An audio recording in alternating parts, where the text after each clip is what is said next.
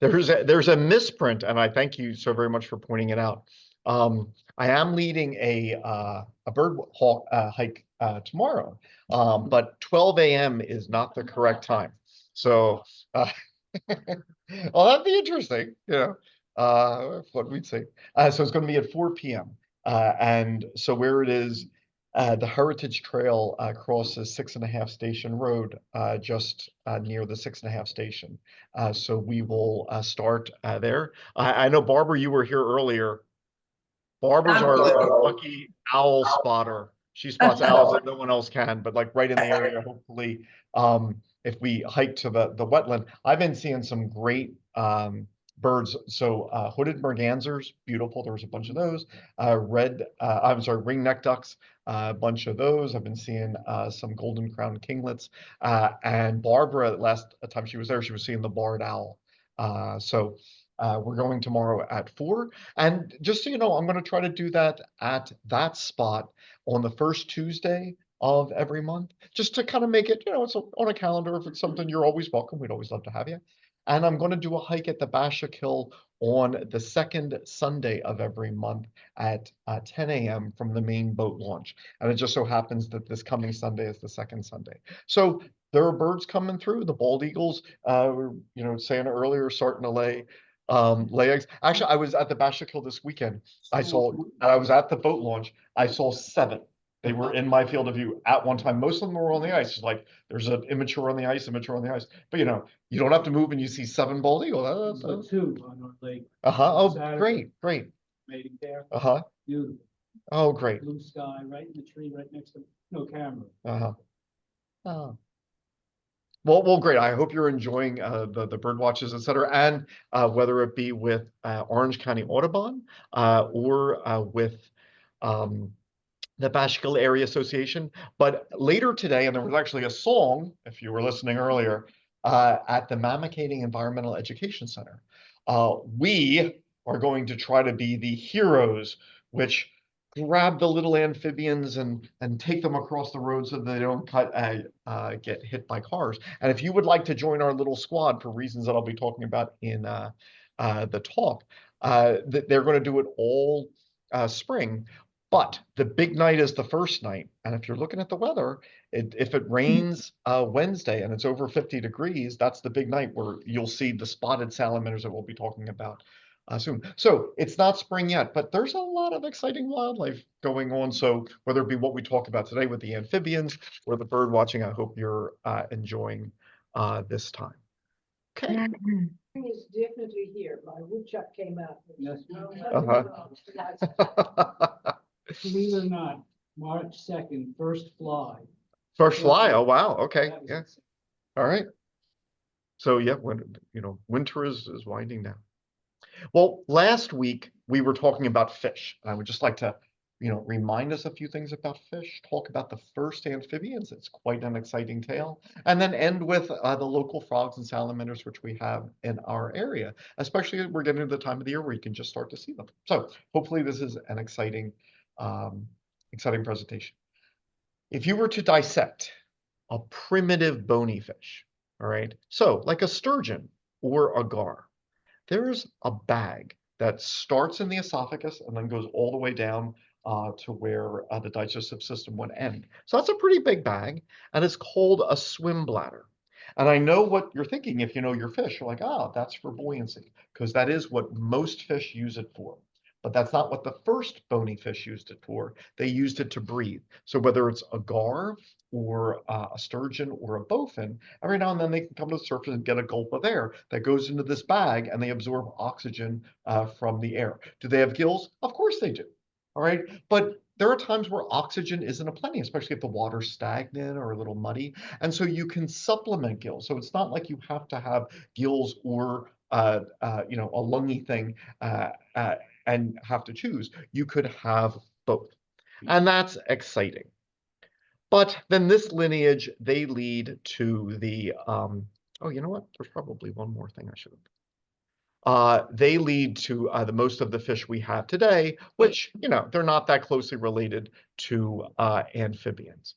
But there's another group of bony fish that almost that most people don't know anything about. So if it's okay with you, I'd like to introduce you to the second group of bony fish. They've been around since the beginning of the bony fish, but most people don't know. Now, the easiest way that you could tell them is if you were to look at their fins. And you might say, I know what a fish fin looks like. So here's a fossil. Everyone agree that's a normal looking fish fin? That's a normal looking fish fin. How about, I'm sorry, further down, further down, further down. How about now? Are those normal fins? Yeah. Here, okay, or here, or here. Those are fish fins. It just turns out that when bony fish got their start from the beginning, in the fossils, there's already like two classes. The one that's most common, and the one you know, they're called the ray fin fish. All right, that's what we talked about last time. Most fish belong to this group. But from the beginning, there was another group, all right, that had bones in their fins. Most fish, they just have cartilage rays. And if you want to move the fin, it's the muscles in the body wall. So if I'm like a bass, and I would have on my fin, it's my chest muscles that are like swinging the fin this way. But if you're one of these kinds of fish, it's muscles attaching to the bones in the fin that do it. And if you don't know where this is going, it's because we're going to talk about the amphibians that have bones in their limbs, and it's muscles in the limbs that are pulling on the bones. So this group of fish, they've never been super, super common, but we're really excited to talk about them today. Okay. In the fossil, let's just go here.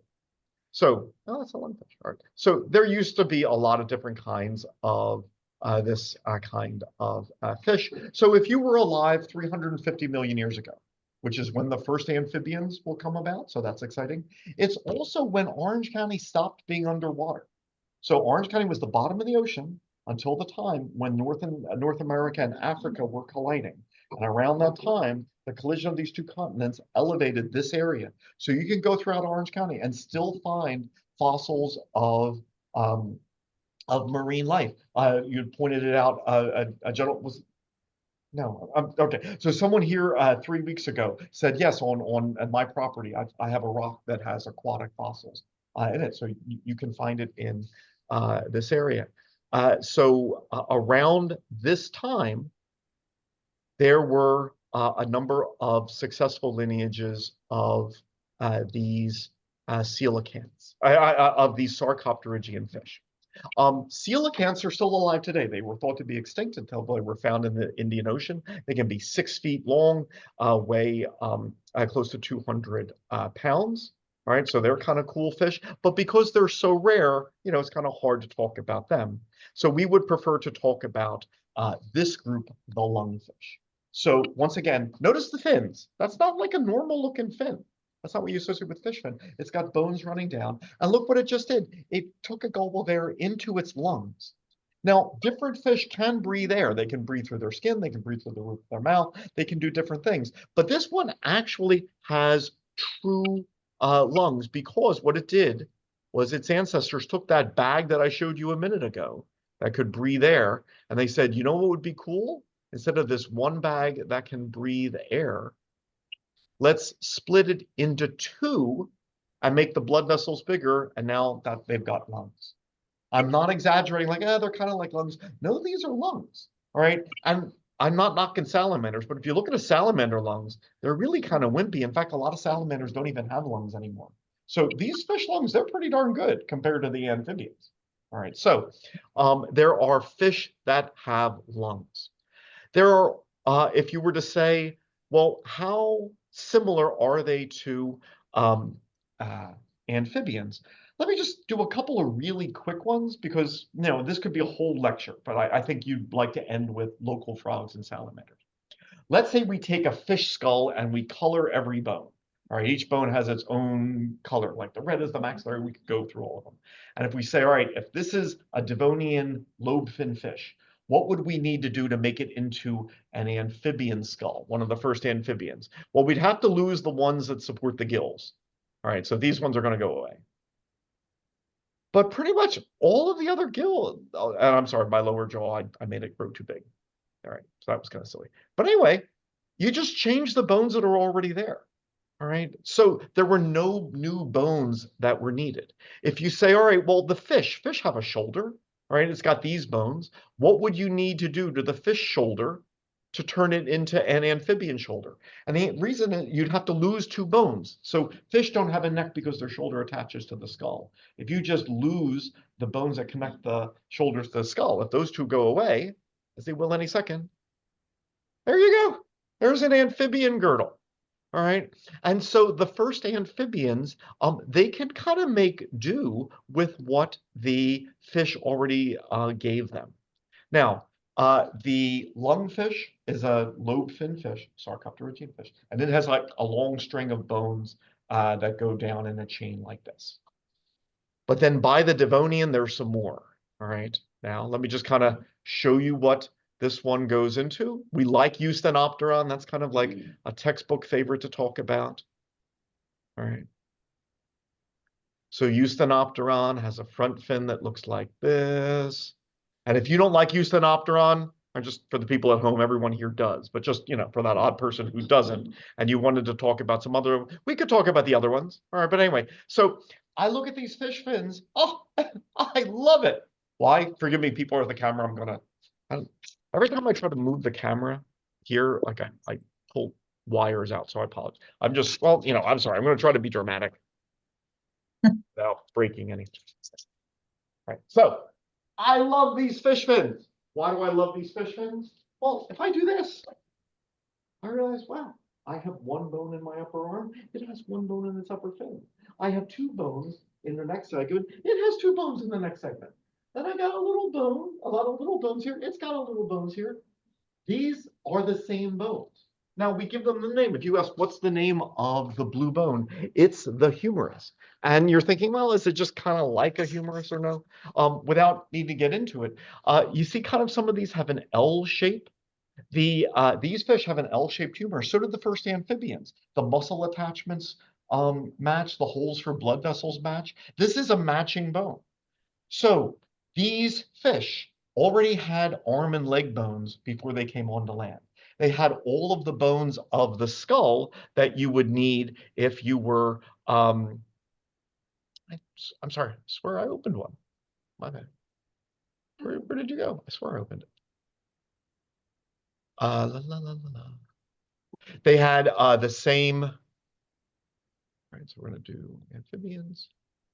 They had the same bones in the head, and they have the same bones in their limbs. And I'd be happy to kind of to go through them all and name all the ones that show the homology of the amphibians. So that's a fish, and this is the amphibian. All right, it's got all of the same bones. Now there have been some modifications, like the eyes have moved a little bit higher on the head, etc. But actually the fish did that. So here's a fish. The fish was about the size of a crocodile.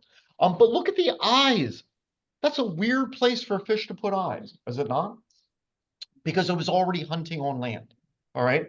It wants to see out on land. So the eyes moved prior to that. If you look at this slit here where the ear is, it's already modifying its ear to hear on land. So the exciting thing is, before there are amphibians, there are fish that have some of the amphibian traits.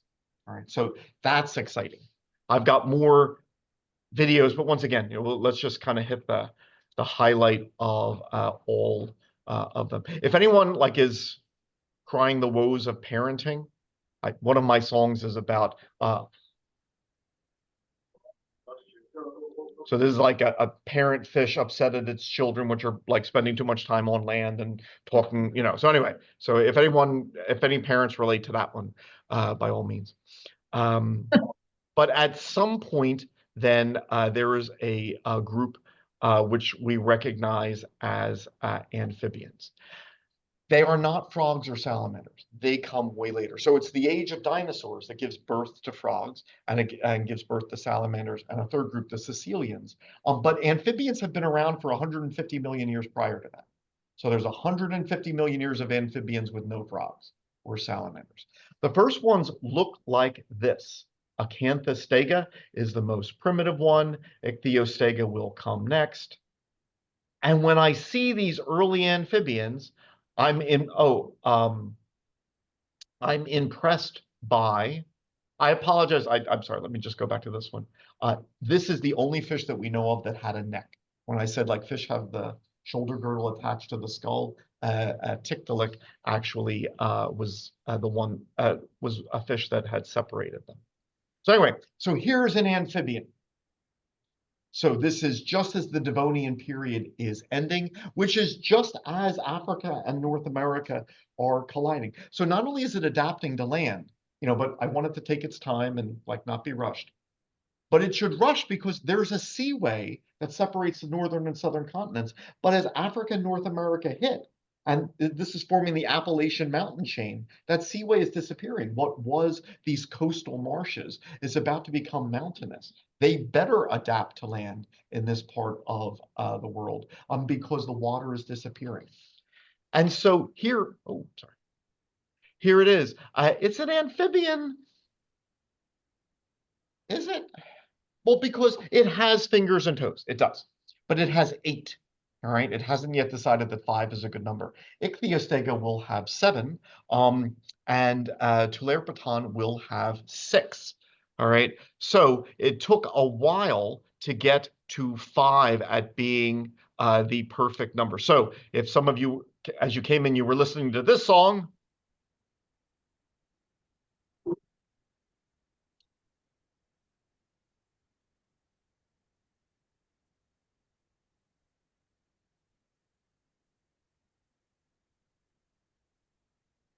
Many toes in the late Devonian, nobody knows. If you know the answer, don't make a bet. Tetrapods haven't decided yet. So there's a song about these guys, but here we are in the Devonian period. And the first amphibians, they can have 8 fingers, they can have 7 fingers, they can have 6. It wouldn't be until the Carboniferous that 5 digits on the hand becomes a thing. There's no ankle joint here. There's no sacrum. If you don't know what a sacrum is, that's the part where your hips attach to your legs. So my legs hold the rest of me up because there's a firm joint between the hips and the vertebral column. If you don't have a sacrum, you can't walk on land because your legs can't push the rest of you up. So this thing has legs, but it's using them on the bottom of the water to push around. It still has these grooves in its skull that you use to hunt underwater prey. It still has at least some internal gills. So in other words, here's an amphibian that has fish features. Ichthyostega still is a little more advanced, but it's still fishy, all right? In that, look at these bony rods in the tail. That's the way fish have their tail. That's not an amphibian thing. So there are sarcopterygian fish in the early and mid-Devonian that have features of amphibians. By the late Devonian, there are amphibians that still have all of these features of fish, and it was a gradual progression through these traits. Okay. So that's fish. Okay, I'm sorry. My bad.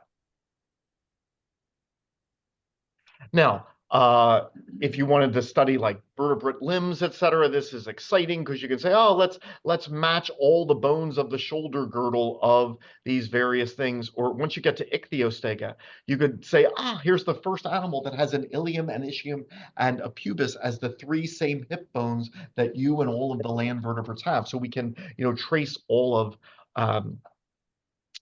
this, and this is exciting. But you could ask the question, why? Why do it? Why come on to land? All right. Well, there are water environments that don't have a whole lot of oxygen. And if you like fishing and you say like, oh, I love fishing for trout, and you found a stagnant pond, you would never fish for trout there. I mean, there are no trout. They need more oxygen than you would find there. But if you could now supplement the oxygen coming in your gills with gulps you could take from the air, now that's just an advantage for you. Ponds dry up. And if you're limited to breathing water and your fins don't work on land, then you die when your ponds dry up. And as you remember last summer got crazy dry. Places which were usually wet just, dried. But if you can, even if you can't move well, all right, but if you can at least move a little, and if you can breathe air a little, now you can get from pond number 1 to pond number 2. So you don't have to be good at living on land, but just being able to do it a little is life and death. When it gets dry, you can now move to other ponds. All right. Now, there are often a lot of little critters that hang around at the shoreline. All right. And the deeper water, that's often where all of the predators are. All right. So by this time in Earth's history, there are bugs, there are arthropods living on land. All right. And so if you come on land, you can eat them. And the really scary things like the 8-foot long sea scorpions, the sea sharks, they're probably going to be in deeper water. So let's say you want to live, or I don't know, let's say you're in the mood for romance and you're looking, for a place to mate, to lay your eggs. If you could get away, from the deep water where all the scary things are, go look, nobody's in there. All right. You can live, you can mate, you can eat bugs along the shore, you can lay eggs that are going to have minimal predators. So there would have been all of these advantages for fish to start to adapt to land, even if they weren't good at it yet. Even being able to do it a little would have made the differences between life and death. So the first amphibians look something like this, right? They are not frogs and salamanders, but by the end of the Devonian, there are vertebrates on land. You get to the Carboniferous, right? We get a whole bunch of different ones. And for like a couple tens of millions of years, there are no reptiles yet. Amphibians rule. Amphibians are the dominant animals on land. Some of them get to be 13 feet long, some of them longer. This one's probably 30 feet long. This one has dermal armor. This one has longer legs. So when amphibians finally start adapting to life on land, here's one that's 9 feet long, 12 feet long. All right, so they're quite successful for a little bit. A lot of them are fish eaters, like a way a crocodile would be. All right, we know they're amphibians because we can see their larvae here. Some of them, this was actually getting really close to reptile in that, like, it's really good at living on land. Look at these arms and legs. Look how thick they are. All right, this thing isn't like coming on land sometimes and then just letting the water support its weight most of the time. This thing has really sturdy limbs, which are good at living on land. So there's all of these different kinds. Some of them have like interesting skulls. So we have Diploceraspis, Diclocaulus. All right, so they have interesting temporal regions of their skulls. Some will lose their legs. So even though snakes will come later, there are legless amphibians for a while. So amphibians in the Devonian and the early Carboniferous, they have the world to themselves. Now, I like amphibians, I really do. But another reason I like them is because we call them tetrapod, meaning 4 feet. Frog salamanders, they're tetrapods. I am a tetrapod. And so are all of these. So if we were to start grouping all of the things you see here in groups, all of the, here we have vertebrates. Some of the fish would be vertebrates with us. The jawed vertebrates would include the sharks, the bowfin, and the lungfish. The bony fish would include these. But now that we have a group called the tetrapods, that excludes all fish. So we would classify tetrapods as being more similar to each other than any are to any of the fish. And we could go through all of the systems. So here's an example. Fish have a heart that has an atrium, one, and one ventricle. Amphibians say, ooh, what would be really cool? Let's split the atrium into two, left and right. One can carry the blue blood, one can carry the red blood. And that's fun because that's what I have, two atria. So fish only have one, but the amphibians, the reptiles, the birds and the mammals, they have two, right and left. Now, mammals will say, hey, well, why don't we finish the job and split the ventricle in half as well? Amphibians and reptiles don't do that. So if I were to consider my heart was built in stages. Like the fish have the chambers I do, but like they have one atrium and one ventricle. The amphibians say, ooh, let's turn the one atrium into two. All right, and then the first mammals would say, turn the one ventricle into two. So I like kind of studying them because you can kind of watch, once again, the human body form slowly coming into to play. And then this would continue if we were to talk about the respiratory system and lungs, which we will, and all of the other systems. So if you're interested in the human form, we're getting closer. All right, we were closer last week with the vertebrates than we were with the invertebrates. Now we're in the tetrapods, we're closer still. In future talks, we'll talk about the reptiles, the amniotes will be closer still than the mammals, and eventually we'll get to human evolution. And so another reason I like that, I know it's a little conceited, but I like learning about me and how did, our human form come to be. So it's kind of like history. If you were to study the United States, it's like, ooh, this was when this law was passed. And that's why it's important in the modern day. Like our modern world was built in stages, and those earlier events really mattered in laying the foundation for the modern world. Same thing biologically. Okay. Amphibians are doing great, but eventually some of their can become reptiles that are even better at living on land. And so amphibians will kind of take a back seat. Although there will be giant, like 12-foot amphibians, even till the end of the age of dinosaurs. So that's their ancient heyday. Somewhere, however, there were the roots of the three groups alive today. So out of all of the different kinds of amphibians, most have become extinct, but we still have three. So I'd like to just kind of briefly consider them and then switch and talk about our amphibians in Orange County and what they're up to lately. So if we were to look at these ancient amphibians, we break them into all of these groups. There was like this legless group that's not like the legless group I'll show you in a little bit. All right, there was a separate one. And then there was this thing called Triodobatrachus. Now, 4 feet, it kind of looks like salamandery. I'm not too excited yet. But then I noticed, ooh, its tail is short. And the scientific name for the order of frogs is Anura without tail. All right, so frogs are actually named for not having a tail. But if you know anything about frog skulls, all right, not that you have to, but if you did, that's like a frog skull on a thing that doesn't have a frog body. So if you were to look at a modern frog skull and Triodobatrachus, they're pretty darn close, even though that doesn't have the long legs, it still has a little bit of a tail. So frogs are built in stages. They certainly don't appear when amphibians do in the Devonian. In fact, we're not getting frogs until the Triassic. So if the first amphibians are here, all right, the first frogs aren't around till here. That's like, 150 million years later. Okay. Lots of features of the frogs. We're kind of doing the highlight. If you ever want to see like a really early frog, the very first ones, there's a national park. I don't know if you know this, out. Part of it's in Colorado, but the big visitor center is in Utah. It's called Dinosaur National Park, and that's where the first oldest known frog was found. So that's on display. If anyone's ever out in Utah, you can see it there. We split the modern frogs into these 3 suborders. All right. So when frogs appear in the first fossil record, it's not like, oh, look, there's a tree frog, there's a bullfrog, there's a toad.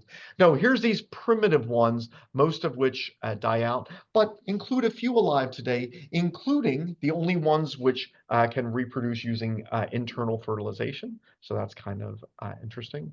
Then there's the middle group here, and then later there would be the big group here. And when I see, ooh, Hylidae, the tree frogs, Ranidae, all right, most of our frogs. So most of the frogs in our area would be in the later group.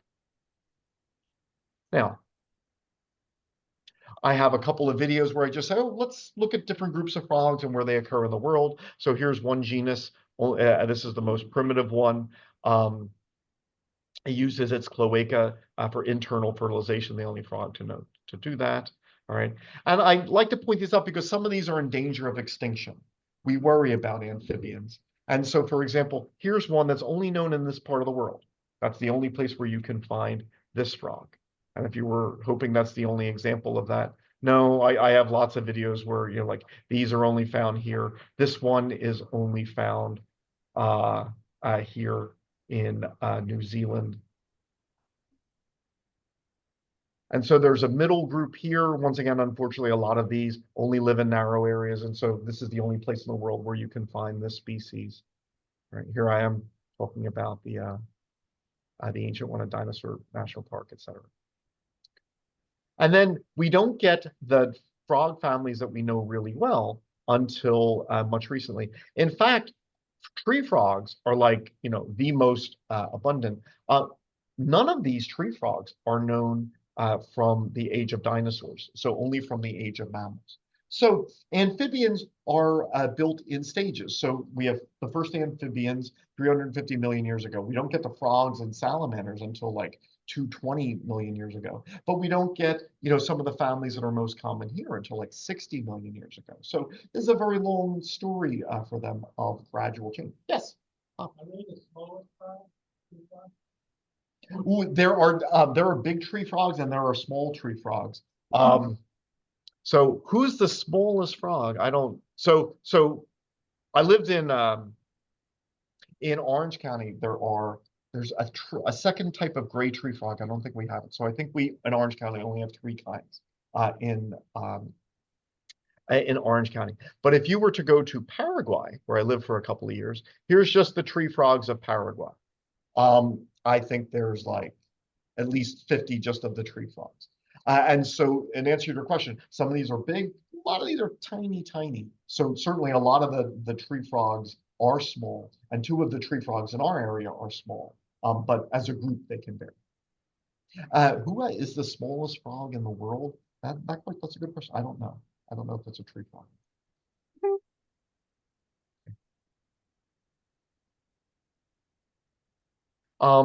So those are some frogs. So if you don't mind, before we talk about salamander, why don't we consider the frogs in our area, what they're doing right now. So we have frogs. Now we have a diversity of them in this area, and they're kind of interesting in that they, the ones in our area, they all lay their eggs in the water and have a tadpole stage. Now, when I talk about amphibians, whether it's how they have sex or what their kids are like or whatever, just don't lay money on anything because amphibian reproduction varies more than any other group. All right, so you can say most frogs do it this way or most salamanders do it this way, but it's really hard to say anything that's true of all of them because there's such great diversity. So here we have baby frogs. Now, you might say, it doesn't look like a tadpole, right? Because it has gills like a salamander larvae. It's long and thin like a salamander larvae. Well, this is what they look like when they first hatch out of the eggs. So it has these big external gills, which will probably only keep for a couple of days, and it's long and thin, and then later it'll change to now be the more typical tadpole shape. Tadpoles are herbivores, while the adults are carnivores. All right, so adult frogs, they eat bugs, they eat, like other invertebrates, they're eating animals. But tadpoles are sucking in water and trying to filter out the things that do photosynthesis primarily, like the green algae and the blue-green algae. Here you can see one that's changing into the adult. So here is a place, there's just this beautiful little vernal pool. I'll explain what that is. Near the Bashakil, that's really special, and I'll be showing a lot of video from that here. So here you can see some tadpoles developing there. How long will it take them to develop? Well, it varies by species, and it also kind of varies on, like, what are you hoping to do? Because if you want to lay your eggs in a vernal pool, these are by definition temporary pools that are going to form when the ice melts and there's a lot of spring rain. These temporary pools may be gone by early summer. So if that's where you put your aquatic larvae, you want them to kind of accelerate because their pool has a time limit on it.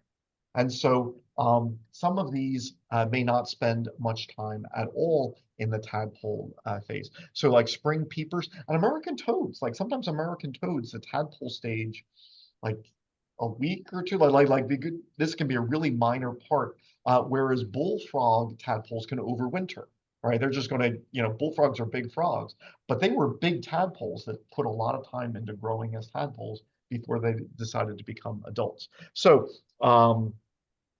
there's going to be a big variation there.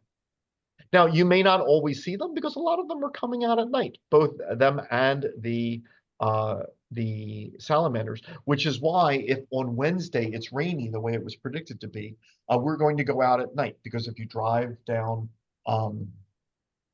South Road and Haven Road near the Bashakil during the day, like you might see a couple of amphibians, won't see much. But at night, if you drive, right, Now, I apologize, I'm not going to tell you how to drive. But the way I drive is I drive like this, all right? Because there's so many salamanders crossing the road, you're laughing. But if you've ever done it on the first warm, rainy night, it's like, oh, spotted salamander, go this way. Oh, another one in there. And it's you're hard to miss them. That's why we're going to be like trying to help them across. There are just so many of them. And if you know, you tucked yourself in and you're watching TV and you come out the next day, you won't have seen any of them. So, you know, a lot of these are nocturnal. So I have a little bit about the different groups of frogs, but let's talk about, you know, specifically the ones we have in our area. And they exist in three families, three different groups of frogs. The big group is called Ranidae, and that includes our bullfrog. Now, bullfrogs are really big, but I want to highlight a special feature about them because there's another frog that gets almost as big. It takes a little longer, called a green frog. And it can actually be hard to tell a green frog from a bullfrog. You say, there's a bullfrog, it must be a bullfrog. Not necessarily. And the way you would know is if you notice this little ridge that goes around the eardrum, the tympanum, it kind of curves around them and it does not go straight down the back. So if you see a big green frog, just glance at that, because if it goes straight down the back, as you'll see, that's a green frog. Here, this is a bullfrog. Bullfrogs, they can eat bugs. They can eat, I'm sorry, they can eat fish. They can get pretty big. They could go after baby birds, right? Baby snakes. Bullfrogs, they're serious predators. If a bat flies close to them at night, they can go after the bat. All right. So bullfrogs, you know, are very large frogs, and they can go after a number of things. Their cousins, the green frogs, just a little less so. All right. So this is a younger green frog. You'll notice it has a ridge going down here, but they can get bigger than that. So there's a bullfrog. Okay. We have pickerel frogs in this area. Leopard frogs would be harder to see. Technically, they could be in our area. Harder. So if you look at something like this, almost always a pickerel frog, and they have more squarish blotches here. They like faster moving water, so more, you know, they like streams, certainly when they overwinter. A leopard frog would tend to be fatter and have more rounded spots. So sometimes you see them and you're like, I could go either way on the spots. Here, like this one looks a little more rounded to me. Here, one of the things, we don't have time to go through all frog anatomy. But of the things that you think it might be doing, this frog, one of them is it could be drinking. All right. Now, when most of us think of our pelvic area and the urinary bladder, most of us are thinking of preparing liquids to leave the body.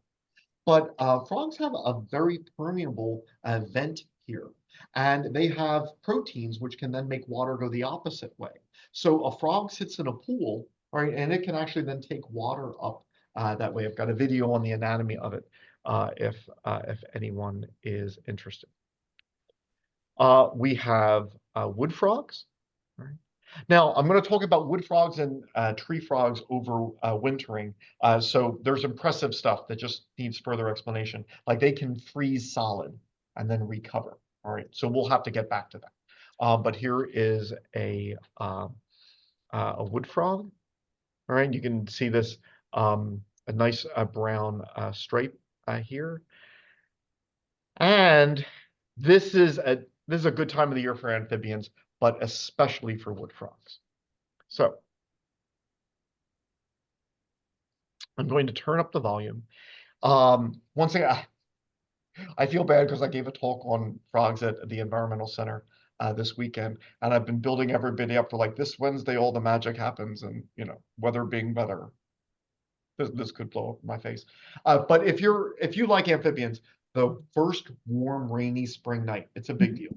Because amphibians, they've been overwintering. They're cold and they're spending this place. But once there's a lot of water and they're going to be formed temporary pools, they say, all right, time for sex. And they leave where they have been overwintering. And they go to these temporary pools. And they mate in these big groups and they lay all of their eggs for a bunch of reasons. One of which, a lot of the birds haven't come back yet that would eat their eggs and their larvae. So they're like, hey, you know, this is the time of year. And there are some that come out a little earlier, wood frogs being that. They can even like mate, et cetera, when there's still ice on the water. So if you're thinking, oh, you know, I'll wait till it gets warmer to see amphibian events, you're going to miss some of them. And this is what the wood frogs sound like. A lot of people will compare it to like if you had a balloon and you had took a wet finger and you were kind of like rubbing it, like that's the best description I've ever heard. But here you can see some of them.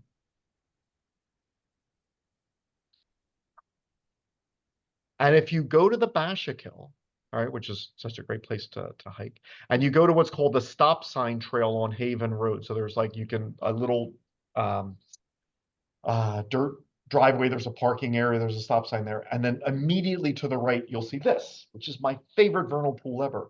And if you go, you know, soon after this, so maybe Wednesday, wood frogs are going to start going to here, and then you'll start to hear them. And then you'll just see wood frogs everywhere on the surface because they're mating, and they're laying eggs.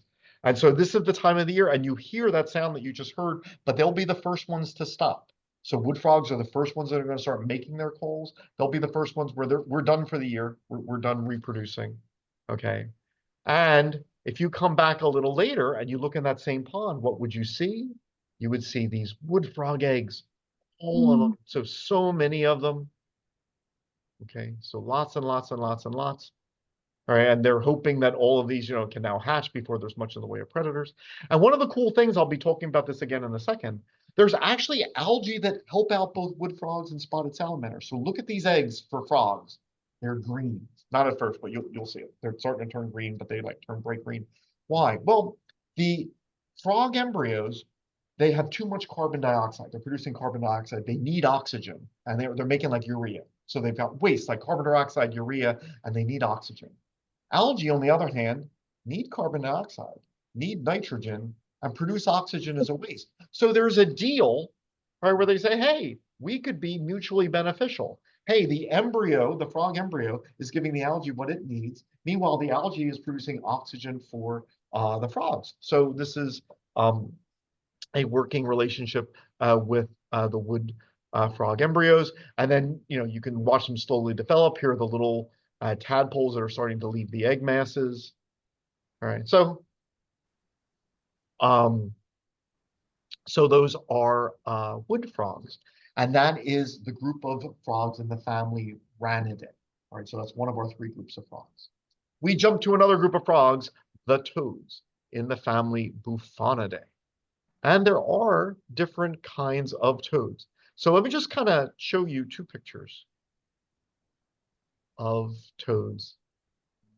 I have never seen anything other than American toad in Orange County, but I've been just outside Orange County a bunch of times and seen it. So here's an American toad. They can start off really small. Actually, some of them can skip the tadpole stage and then just become like hatch as like little tiny frogs.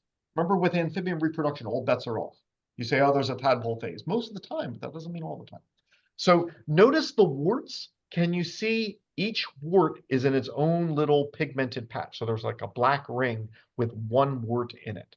All right, that's the American toad. All right, but now look at this one. All right, this I took pictures of in Pennsylvania along the Delaware, very close to Orange County. But can you see that now there's multiple warts in that patch? This would be a different species of toad, the woodhouse toad. So we have toads. The American toads are, you know, the overwhelming majority of what you're going to see. But, you know, there could be other ones that, you know, there are other ones out there as well. Now, they are very well adapted to living life on land. All right.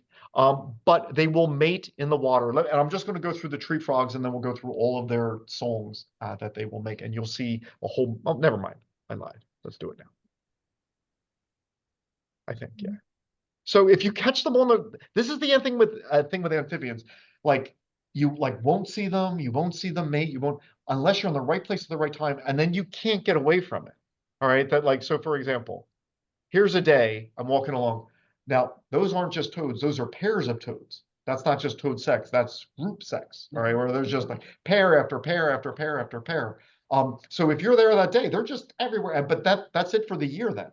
So like there are these magic times in nature where this is the time that, you see this bird migrating, and if you miss it, you're gonna have to wait till next year, and hear them, right? That's what the toad would sound like.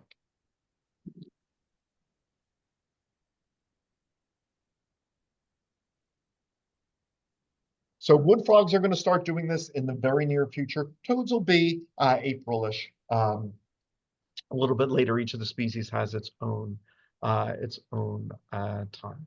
Okay, so we have toads. And then finally, we have tree frogs. So there are these three groups of frogs in our area: Ranidae, the true frogs, Hylidae, the tree frogs, and the toads in Bufonidae. Here we have gray tree frogs. I'm almost positive. I should figure this out, but anyway, we'll get back to that. So notice how good they are at climbing. They have these adhesive pads on their digits that allows them to climb. And you'll be hearing them soon. Right, so that's how they call. There's a green frog in the background. That's a bullfrog. There's the tree frog. Now, the one thing I should probably just make it a point some year to really do this. Technically, there's a second frog that looks just like that could be in our area. I don't know that I've ever seen it or heard it, but it could be. And if you say, well, they sound different. And if you ask, well, why would we call them different species? And the interesting thing is, well, if you count their chromosomes, this one has 24 chromosomes in its cells. The gray tree frog has 48, which is double. That happens every now and then. Like with animals, not that often it happens. Not crazy often, but it does. But if you were to go to the grocery store, the plants that this has happened to. So there are genetic accidents where you accidentally double the number of chromosomes. And if you can survive that, you are like almost an instant species because you can't now reproduce well with your parent group. You just don't have the right numbers of chromosomes. And it turns out there's a lot of that happens in nature. Animals, not as much as plants. Nevertheless, it happens. And here is an example where there's two very closely related tree frogs that vary in their chromosome number. Okay. Spring peepers are the smallest frogs in our area, and they are tree frogs as well, even though they'll spend a little more time on the ground. And we will hear them soon. Variation. The spring peeper song. All right. So there's just a lot of peeps. But every now and then there's an extra little cadence in there. You'll hear it in a second. So that was kind of cute. So we have spring peepers. And if you were to go farther south and I were to say, here's a cricket frog, it wouldn't be crazy exciting. But Orange County, New York is the northern limit of their range. So you can find them in like Virginia and the Carolinas, but as you come north and north and north, Orange County is where their range stops. All right, so this is kind of special. There's another tree frog, although I think there's only one lake in Orange County where we can still find these. Glenmere Lake, I think. Yeah. Does anyone know? Okay. Oh, okay. Do you have stories of them? Well, just that they had to shut down some work that was going there because of the, like they made a park in a certain area because people just go to develop it because they found them. I don't remember them as a kid, but maybe 20 years ago. And we see them when we hike. They're just very small. And that's a fascinating question, and I'm not taking sides in this, but like when we talk about preservation, are they like endangered or rare? In New York, they are. In Orange County, like this is like the one place, in New York you can find them, but not so much, in the Carolinas, et cetera. They're more common. So as we talk about preserving, like you can say like this thing is endangered at this part of its range, but not so much here, so it's up to Russell. Yeah, these are from New Jersey. Nearby that I was able to photograph these. But so this is our third tree frog, cricket frogs. Just a couple of real quick things as we finish up frogs. Frog skin has a lot of glands in it, including poison glands, which is why we should be careful handling amphibians for their sake. But also then you should wash your hands for your sake, because they put poisonous excretions. And if you were to like put a frog in your mouth, you would spit it out. It would taste horrible and you could get sick. And that's why like there's this idea like, ooh, raccoons wash their food before they eat it. Not chicken. If you give a raccoon chicken, it'll eat the chicken. If you give it a frog, it has to wash the frog because the frog is covered in these poisonous secretions from these poison glands. Now, the frogs are changing right now because frogs live a long time. Spring peepers and wood frogs can live 3 years, tree frogs and pickerel frogs 5 years, etc. So here, you don't think there are frogs there, but there are. I mean, they don't migrate south. I mean, the frogs are still here. They're just hiding. They're spending their winter. We don't use the term hibernation because hibernation technically is what you do with your hormones. Brumation is the term we use when hormones aren't doing this to you, just the cold is. This is what the cold makes me do. So it's not like their bodies are really in charge of this.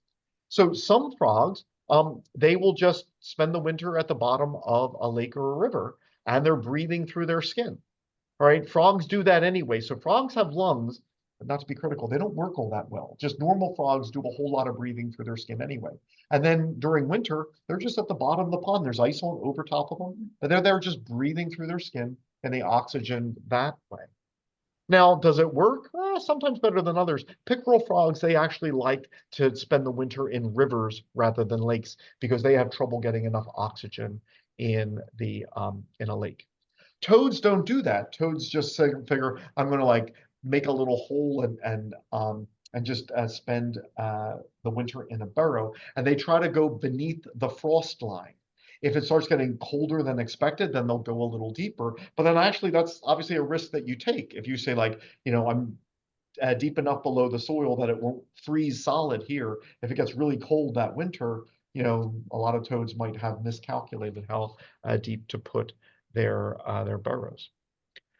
I talk about this all the time. I've never done it. Supposedly, you can put a wood frog in the freezer, freeze it solid, bring it out, and it revives. All right, they can survive this. They have like antifreeze proteins in their blood, which protect them. And so they actually can be found north of the Arctic Circle, which is unusual for frogs. So they're good at that. And the tree frogs can do that too. So wood frogs, how do they spend the winter? They just go under leaves. Are they going to freeze? Yeah, they will. But, they'll get over that. And tree frogs are kind of the same. Spring creepers and tree frogs, maybe just in some leaves, maybe even in the crook of a tree. So there could be frogs out here. Just they've frozen for a little bit, and then the warm weather comes and they will thaw out. Now, there is a song I'd like to at least start.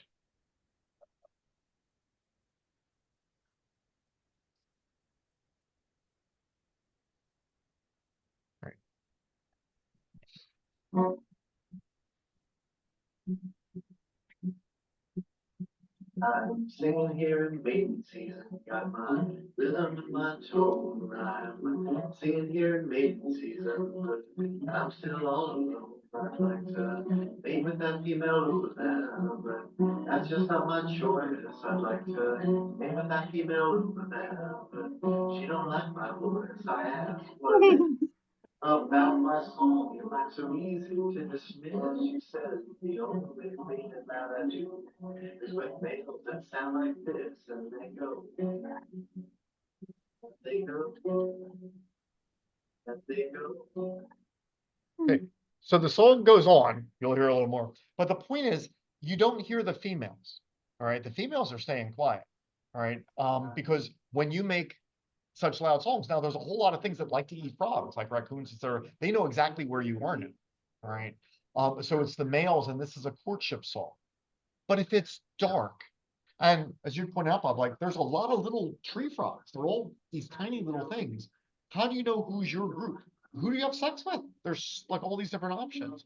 Well, as the females are listening, some of the males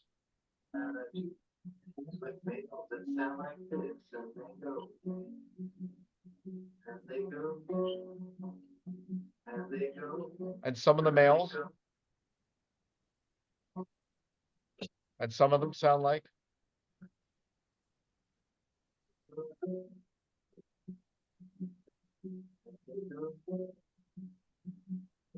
And then some. They go. So the females are sitting there and they know who the males are. They said, that's not my male, that's not my male, that's not my male, that's my male. And if they want to approach, they can. So as we listen, that's, what's going on. The males are courting the females and the females get to choose based on the songs that they hear. So this is an exciting time of year for frogs and for salamanders. Salamanders, different in a lot of ways. They don't have the big jumping legs. They mostly practice internal fertilization. There are a couple exceptions, which is unusual because just if you know things about fertilization can occur outside the body of the female. So those toads that you saw, the males are releasing their sperm, the females are releasing their eggs, and the fertilization occurs in the pond outside the body of the female. Okay. There is a group of animals called the amniotes, the mammals, the birds, and the reptiles. And in this group, males have a penis, which can then introduce sperm inside of the body of the female for internal fertilization.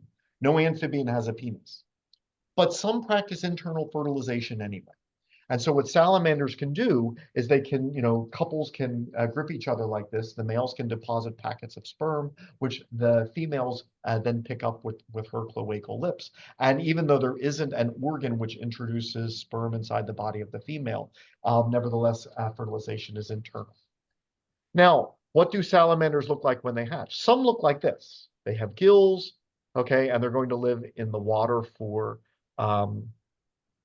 a little bit, and there you go. Some actually can retain this into adulthood. And if you take the axolotl, which is famous for like retaining this larval feature of gills throughout life, if you look closely, can you see the blood there? So what a gill is a place where you can get your blood really close to the water so that the carbon dioxide in your blood can leave and go into the water. But the oxygen that's in the water can now enter your cells here. So that's how gills in general work. And here in this salamander lungs, you can actually see that happening. Okay. So some salamanders are going to lay their eggs in the water and they have gilled aquatic larvae. Many others, they skip that stage. And so what happens is when the egg hatches, it will have gone through that larval phase in the egg, and it just comes out looking like a baby adult salamander. No aquatic gill stage. It doesn't need to be moist, like in like a moist, under a moist log or something. So once again, with amphibians, there's, all bets are off. Even like with one species, like the species that gives us the red F, that I'll get to in a second. Sometimes you have an aquatic larvae that then becomes a red F that then becomes an adult. But you could also skip the aquatic phase and just go straight to red Fs. So not only can you vary from salamander to salamander, you can then vary even within the same species. Okay. There are 3 groups of salamanders which occur in our area. These include the big fat ambistomids, all right, which are known as the mole salamander. Here's the marbled salamander. They're kind of hard to see. I've only seen, I think, 3 in the past 20 years, so they're not common. Far more common are the spotted salamanders, and if Wednesday night is everything I'm hyping it to be, you could easily see 50 of them crossing South Road in an hour. And once again, what the volunteers will be doing is trying to scooch them from one side of the road to the other, because unfortunately the next day you also see a number which got hit by cars over the evening. All right, so this is their time. They've been spending the winter in a burrow, and they said, nope, it's getting warmer. Here's a rain. Time to have sex and lay eggs. So all of them, this is their synchrony. And then you'll see like all of them are moving this way from the hill down to the Bashik Hill. And the next warm, rainy spring night, you'll see all of them, not all of them, but most of them moving then back. Like you'll see these road crossings, but it's directional. The first time they're all going to the wetland. After that, they go away from it. And once again, here's that one pond in the Bashik Hill where they are laying their eggs. And their eggs not only have the green alga that is associated with the eggs, the way I told you with the wood frog, the alga actually lives inside the salamander cells. So cells living inside cells for a mutual benefit, that happens, but this is the only case known in vertebrates. So the only vertebrate known where algae can live inside an animal cells, it must make like a photosynthetic animal, a photosynthetic vertebrate, is in the spotted salamander. And, this is what's going to be crossing the road here. So they are rather special. They will then produce these aquatic larvae that kind of get pretty big. All right. So notice that's a much bigger head than the salamander larvae that I showed you before. And then you'll never see them again for the rest of the year because these are burrowing salamanders. They're with us, but they're going to be feeding on earthworms. You won't see them near the surface. They just burrow and burrow and burrow. And like some people do see them, like they say, oh, my basement gets some where we were doing some construction in our house, digging stuff up, and we found some. But other than that, like, when they cross the road, you'll see a gazillion of them. And then after that, you won't see them the rest of the year. So we have these big salamanders called the ambistomids. There's marbled salamanders. There's this one. And then there's one more called the Jefferson salamander. Or is that the blue spotted salamander? Or it's hard. So in any case, when we try to rescue salamanders in spring nights, we're going to check off on our little checklist who's who. And we'll say, oh, you're a spotted salamander, you're this one. But here it's just going to say, don't try to identify it, just come close. And the reason is, in nature, there's a lot of messy sex going on there because, like we say, like, here's a species, and everyone's reproducing in their species. Not necessarily, all right? Sometimes they can't tell all that well. So not only can you see salamanders that look a lot alike, but then you can have Jefferson salamanders, blue spotted salamanders that look a lot alike. They can have sex and then produce these kids, which then, like, we give them their own name, like their own species, tremblays or the silvery salamander. These are only female species, only females. So females will give birth to more females. But interestingly, maybe a few sterile males, but almost all females. But they still need to have sex. So they're females that don't involve the male gametes at all. But it is the intercourse with the male that triggers the release of the eggs and the further development. So fascinating, but it's a mess. Like, so if you were going to say, like, what salamander did I find? Like, you're probably going to have to count chromosomes. Like, it's just messy. And so our little box says Jefferson species complex, where it's going to be any one of the group. So we have that kind of salamander. And then we have another family of newts. But in our area, there's only one newt, the eastern newt. So there are newts elsewhere in the world. The eastern newt is our only one.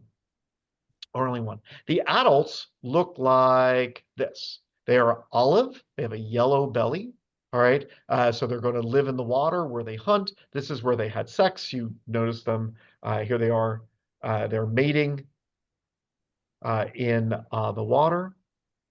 Their larvae usually have gills. That was the first salamander larvae that I showed you. But then the aquatic larvae then comes onto land and does that. All right, it'll be this orange-red eft for a while. Why is it called an eft? I don't know, but I read a story, so I read it must be true, that somewhere there was a European a couple hundred years ago, like I'm thinking like somewhere from Belgium, that kind of area, who tried to spell newt and mist. And now we're left with the word eft as a result. So that's the story I heard, and I'm sticking to it, but there might be another story. So they'll stay here for a little bit. They'll grow up, and when they reach adult size, they'll kind of turn darker brown and become that olive which goes to the water. Now, I don't mean to be insulting, but when I see that trend, that they're orange on land and that they become olive when they go in the water, the first thing that occurs to me is that fish are stupid. And the reason I say that is, why are you bright orange on land? Because you're poisonous. And the land predators are smart enough that once they try to bite a bright orange thing that tastes absolutely hideous, they spit it out and they say, I will never, ever do that again. And they avoid them. Fish aren't that smart, though. So being bright orange isn't going to help you because the fish just aren't going to learn. All right. So now you have to go back to being camouflage. So on land, you'll see them walking around and not hiding because they're so poisonous, but in water, once again, they will go back to their more camouflaged form. So those are the newts. There is one final family of salamander in our area called the plethodontids, or the lungless salamanders. They have no lungs. Earlier I said amphibian lungs don't work very well. This group of salamanders are the most common salamanders in our area. They've just said, like, our lungs suck so bad, let's just give up. Let's just breathe through the skin. All right, and that's all they do. All right. Now, there are lots of them. What I'm going to say, this is true. This is true of of salamanders, but it could even be true of the red-backed one by itself. All right.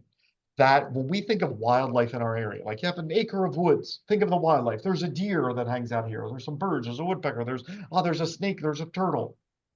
If you could put all of them on a scale, and then dig up all of the salamanders that are underground, put them on a scale, it's almost always noticed that the salamanders outweigh all the other vertebrates.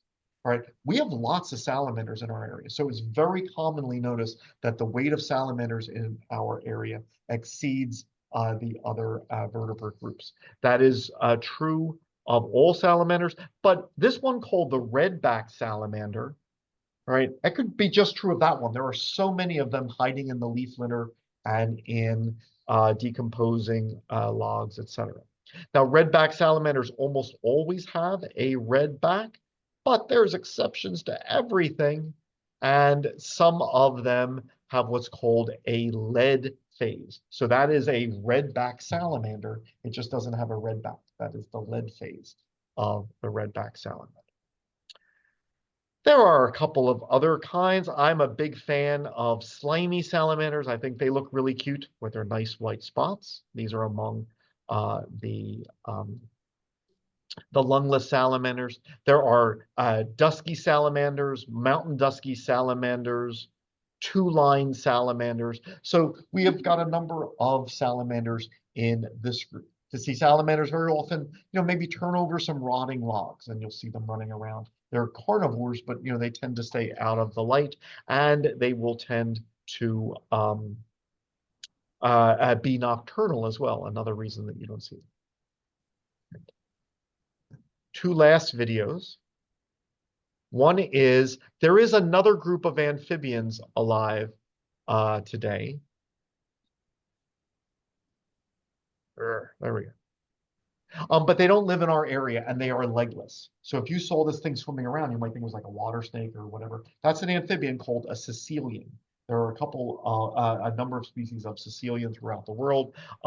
The early fossil ones had legs, but they don't today. But they live in more tropical areas. We don't have them. The final, I had it like a million places. Where are you? Be so much more impressive. Let's go to.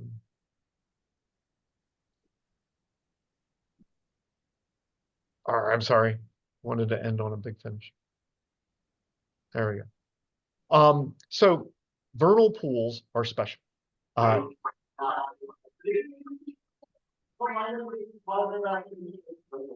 So a vernal pool, once again, is a temporary pool that forms in this time of year. So it's water, but it doesn't have fish in it, all right? Because fish love to eat baby amphibians. And a lot of the birds which eat baby amphibians haven't migrated back yet. So this is the time for amphibians. Yeah, it's cold, but if they wait till it's warmer, they're just going to lose more of their kids. So if, you're driving along on a rainy night, you'll probably see a bunch of these crossing the road. We'll do one verse and then.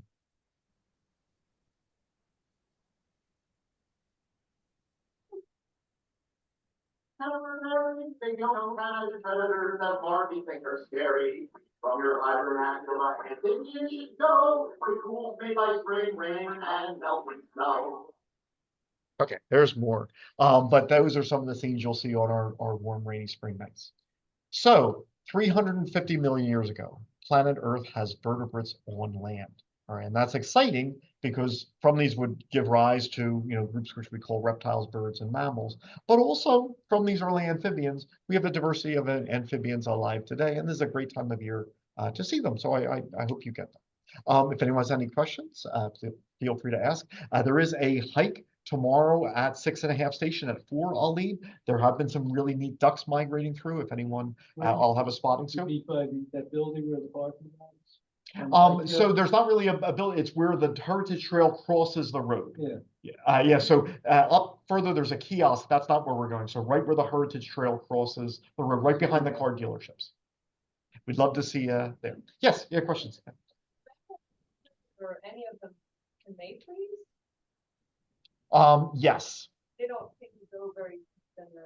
They'll try to go as deep as they can. Some will spend their winters in water, like two-line salamanders will do that. The adults of the eastern newt can do that. Red F's can go either way. If you're below the frost line, like you can get cold but not freeze. So that's the issue, that they would just want to go deeper. And if you can find a burrow, so like if you're a salamander and there's like a chipmunk burrow, etc., like that can get you where you need to go pretty quickly. Fabio? Is there any toxic salamanders with the skin?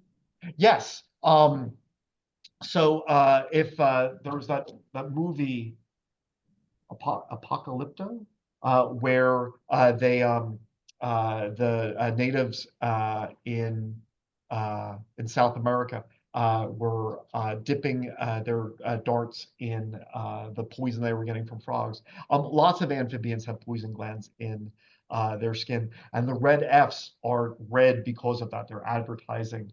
I think it's called tetrodotoxin specifically. So we shouldn't handle amphibians because it could hurt them. But if you handle amphibians, wash your hands before you eat, and like tell your kids, because like I had scout troops that they like to handle salamanders, and then they go eat. Like, you've been handling something that makes toxic secretions, you should wash your hands. Yeah. Why are the tree frogs singing all summer long? So the interesting thing, like everyone has their own strategy. Spring peepers sometimes even like it's February and I'm like, that was a spring peeper, but it was warm enough. So they're some things like spring peepers, there's such a narrow window for development that they grow so fast. So maybe you could say, hey, even though it's summer, like maybe like we could squeeze in another litter that would still mature. Whereas other ones, they're trying to time it, and maybe their tadpole stage just takes long. It's like, nope, this is the time of year, and we'll only reproduce here and save up. So each, there's different species, different reproductive strategies, and you might find that in some year, oh, this year because of the weather, this turned out to be a decent strategy. The next year, the weather changes, it turns out not as good. Yeah. And why do the salamanders, tree frogs, end up in our pool? We live on a hill. And there's no Okay. water around, but they end up in our pool. Okay, maybe they're like, hey, what a great place to lay eggs. Could be. It's not a slimy pond, it's a pool. Chlorine and that sort of thing. They may repent of others, like, what? They may not be really good at recognizing chlorine. Just. But they'll climb a hill looking for water. So a lot of them, yes, they'll search for water. A lot of them are returning to the place where they hatch. They have, like, a lot of reptiles and amphibians have like a homing ability. Like, this was where they grew up. They'll go away, but then they'll come back here to mate, lay eggs again.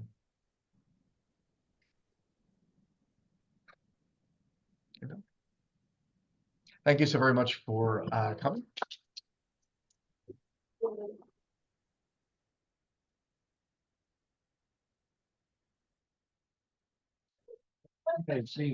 Yes, and I'm sorry, for the person online, 4 o'clock tomorrow, where the Heritage Trail crosses Goshen. Did you see this? This is in the photo news. Ooh, yes, I did see that. Yes. Okay. Yeah, You don't need it. Yeah. Thank you very much. Good. Hey, how are you? Good, how are you? Good. How does the fashion thing work on Wednesday? So what it is, if you wanted to contact, so let me just stop recording. Jackie Broder is the chair there. We have a little training session, and then she just got everyone's number who was interested in